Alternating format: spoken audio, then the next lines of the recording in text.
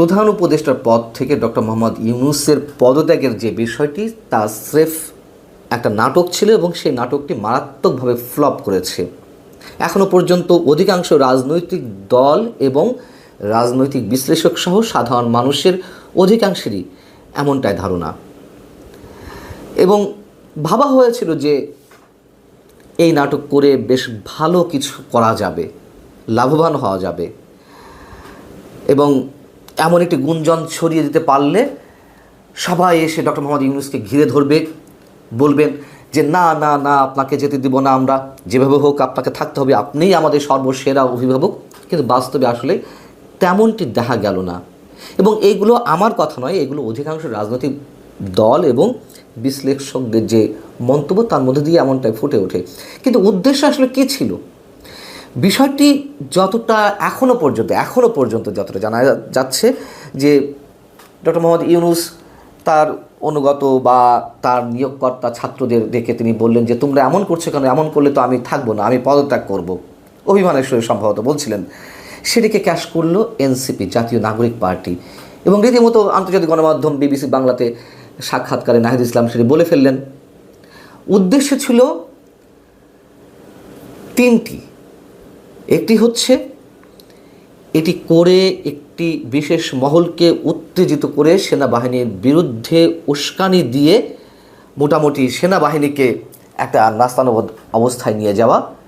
দ্বিতীয়ত, চরম একটি বিশৃঙ্খল পরিবেশ তৈরি করে যে মূল উদ্দেশ্য একটি মহলের নির্বাচনকে দীর্ঘায়িত করা, এবং সরকারের যা কিছু ব্যর্থতা সেইগুলোকে একটু আড়াল করার চেষ্টা করা। কিছুই কি হয়েছে? আমরা কিছু সিমটম দেখেছি যে যারা এগুলো করছিল তাদের যারা সহযোদ্ধা তারা সেনাবাহিনীর বিরুদ্ধে হুঙ্কার দিতে লাগলো, নানান ধরনের উস্কানিমূলক বক্তব্য দিতে লাগলো, এমনকি সরকারের মধ্য থেকে কেউ কেউ এই কাজটি করতে লাগলো। তো বিএনপি নেতা সালাউদ্দিন আহমেদ তিনি কি বলছেন একটি টেলিভিশনে সাক্ষাৎকারের সময়? তিনি বলছেন যে ডক্টর মোহাম্মদ ইউনূসকে তো কেউ পদত্যাগ করতে বলেনি, যিনি পদত্যাগ করতে যাচ্ছিলেন উনি যদি পদত্যাগ করতে চান সেটি একান্তই ওনার ব্যক্তিগত বিষয়, আমরা তাকে পদত্যাগ করতে বলিনি।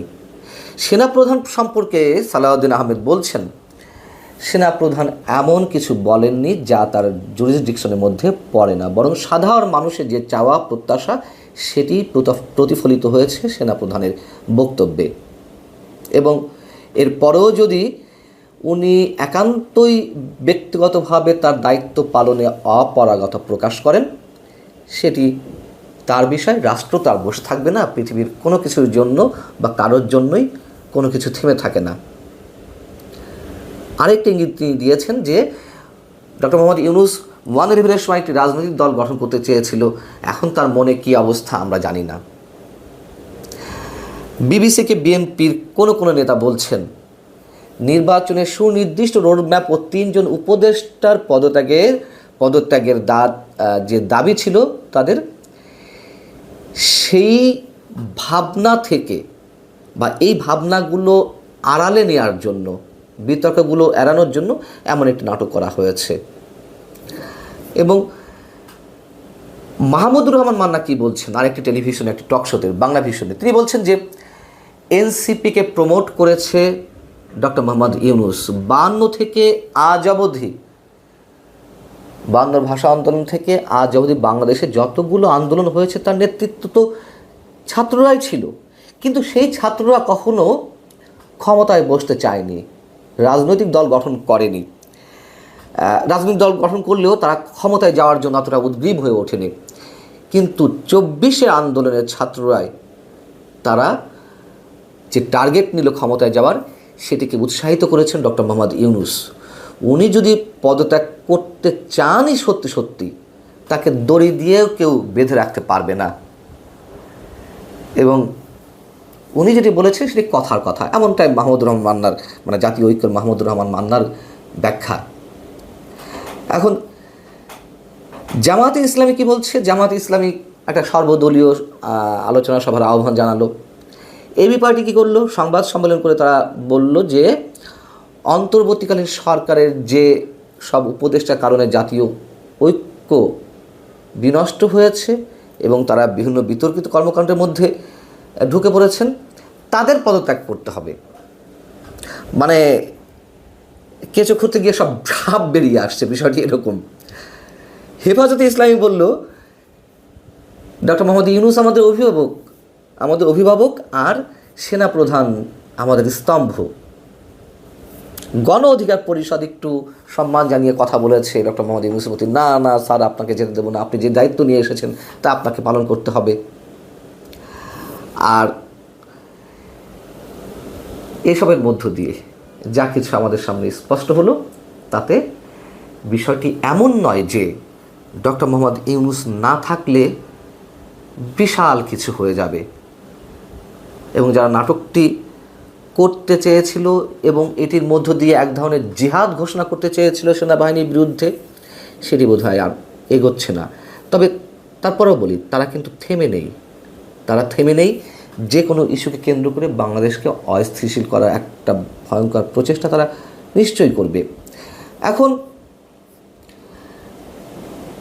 ডক্টর মোহাম্মদ ইউনূসের সামনে কি করার রয়েছে, তিনি কি করতে পারেন? রাজনৈতিক বিশ্লেষকদের অনেকে, বা আমারও, আমি একজন ছোট মানুষ হিসেবে আমার যেটি মনে হয় যে অধ্যাপক ইউনূস পদত্যাগ করে চলে যেতেও পারেন, এটি তার বিষয়। এবং দলগুলোকে, এটা একটা করতে পারেন। আরেকটা হচ্ছে দলগুলোকে অংশীজনদের আস্থায় এনে নির্বাচনের দিকে তিনি দ্রুত হাঁটতে পারেন, নির্বাচনে একটা রূপরেখা তিনি দিয়ে দিতে পারেন। এবং সবার যে চাওয়া, এই ডিসেম্বরের মধ্যে, ডিসেম্বরটা এখনও অনেক বাকি, কেবলমাত্র মে মাস, এখনও 7 মাস বাকি, এর মধ্যে একটি নির্বাচন ব্যবস্থা করা। আর সবশেষ বলতে হয়, প্রধান উপদেষ্টার পদত্যাগের গুঞ্জন এবং উপদেষ্টাদের নিয়ে যে চলমান বিতর্ক, সেগুলা অন্তর্বর্তী সরকারের স্থিতিশীলতা নিয়েই বড় প্রশ্ন তৈরি করেছে। অর্থাৎ মাঝে বলছিলাম যে কেঁচো খুঁড়তে গিয়ে সাপ বেরিয়ে পড়েছে। এই নাটকের তো আসলে কোনো লাভ হয়নি, বরং বিশেষ একটি গোষ্ঠীর একটি বিশেষ চেহারা সবার সামনে স্পষ্ট হয়েছে। আবেগকে কাজে লাগিয়ে তারা যে বেগের সৃষ্টি করতে চাইছিল, সেটা বুমেরাং হয়েছে। আল্লাহ হাফেজ, ভালো থাকুন সবাই।